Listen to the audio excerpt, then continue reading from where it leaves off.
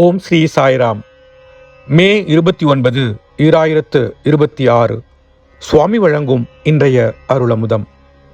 மனதை பயிற்றுவிப்பதில்தான் இறைநாம ரூபங்களின் மதிப்பு உள்ளது. ஏற்கனவே பயிற்றுவிக்கப்பட்ட குதிரைக்கு மீண்டும் பயிற்சி எதற்கு? பயிற்சி இல்லாத குதிரைக்கே பல்வேறு வழிகளில் பயிற்சி அளிக்கப்படும்.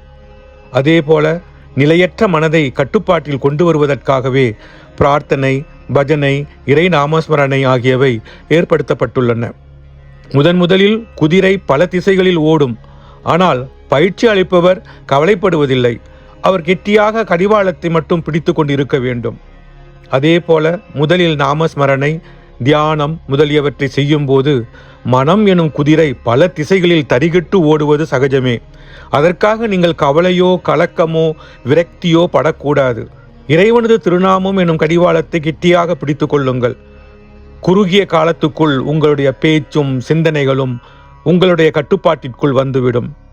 இறைவனுடைய திருநாமத்தை மறக்கடிக்கக்கூடிய எதையும் உங்களை அண்டவிடாதீர்கள். இறைவனுடைய திருநாமத்தின் பலனை காலப்போக்கில் நீங்களே உணர்வீர்கள். தியானவாகினி அத்தியாயம் 8. வார்த்தைகள் அதிகரிக்கும் போது மனதின் ஊசலாட்டங்களும் அதிகரிக்கும். மௌனத்தின் மூலம் மனதை அழியுங்கள் என்கிறார் பகவான் ஸ்ரீ சத்திய சாயி பாபா. ஓம் ஸ்ரீ சாய்ராம். ஓம் ஸ்ரீ சாய்ராம். ஓம் ஸ்ரீ சாய்ராம்.